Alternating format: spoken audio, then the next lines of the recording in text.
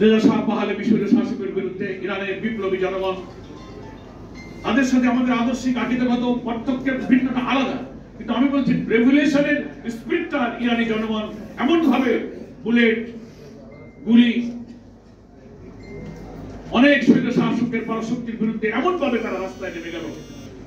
ইরানের সভ্যতা, ইরানের শিক্ষা, ইরানের সংস্কৃতি, ইরানের তমদ্দুন সবকিছুকে বদলে দিয়ে ইরান কিন্তু সেই ৭৯ বিপ্লবের পর থেকে আজ ২০২৪ পর্যন্ত একই চিন্তা আদর্শ ধারকের উপরে গোটা রাষ্ট্র প্রশাসন যন্ত্র তার মনস্তাত্ত্বিক পরিবর্তনে ইরান কিন্তু বিশ্বের মুখে মাথা উঁচু করে দাঁড়িয়ে আছে। এটাকেই বলে একটা বিপ্লব। তো আমরা আজকে প্রবন্ধকর ৫২ থেকে নিয়ে ২৪ পর্যন্ত বলেছেন, যত অভ্যুত্থান হয়েছে, যত পরিবর্তনশীল শাসকের হোক, চিন্তার হোক, রাজনীতির হোক, অত্যাচারী শাসকের হোক, এই পরিবর্তনের পেছনে যে শক্তি, সেই শক্তিকে তিনি প্রবন্ধকর অপ্রতিরোধ বাংলাদেশ নাম দিয়ে সেই অভ্যুত্থানের শক্তিকে তিনি চিহ্নিত করেছেন। এটা হচ্ছে অপ্রতিরোধ বাংলাদেশ। অপ্রতিরোধ আমরা কাকে বলি? যা প্রতিরোধ করা যায় না, তাকে ঠেকানো যায় না, তাকে বাধা দেয়া যায় না। ঠিকই ৬৯-এর বাংলাদেশকে স্বৈরাচার আইয়ুব সরকার কিন্তু বাধা দিতে পারে। ৯০-এও কিন্তু স্বৈরাচারী এরশাদ সেদিনকার রাস্তাঘাটে অত্যাচারী শাসকের বিরুদ্ধে যে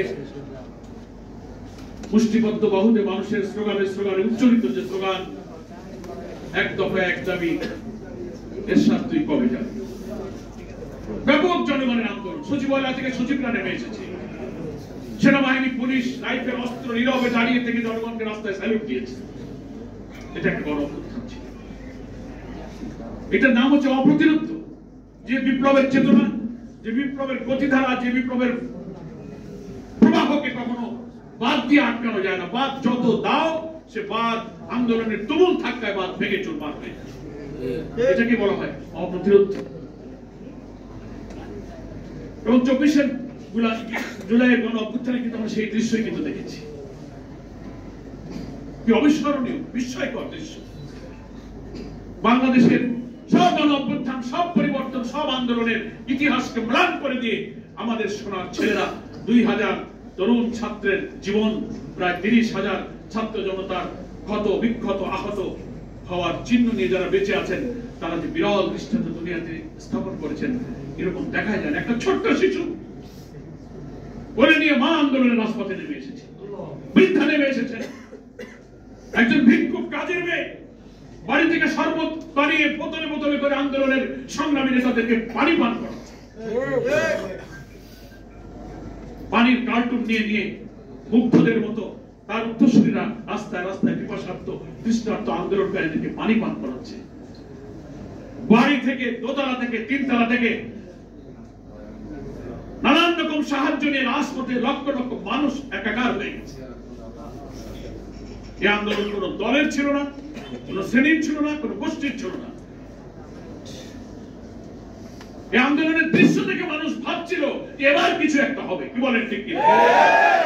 এর আগের ১৫-১৬ বছর মানুষ হতাশ হয়েছে, মনে হয় এত আন্দোলন, ১৪, ১৮, ২৪ আমরা ভোট দিতে পারলাম না, সব বড় বড় নেতাদের ধরতেছে, গ্রেফতার করতেছে, মামলা দিচ্ছে, ফাঁসি দিচ্ছে, তোমরা আর পারবা না। অনেকে হতাশ হয়ে বলতো শেখ হাসিনা মরে যাওয়া ছাড়া ও বোধহয় বিদায় হবে না। এটা বলতো কিনা বলেন? কিন্তু না, আল্লাহ সত্য প্রমাণ করেছেন, ওর মরতে হয়নি। ওর নির্লজ্জ পরাজয় এবং নিষ্ঠুর লজ্জাজনক দুনিয়ার ইতিহাসের একজনক পতনের দৃশ্যকে বেঁচে থেকেই ওর দুই চোখ দিয়ে দেখতে হয়েছে।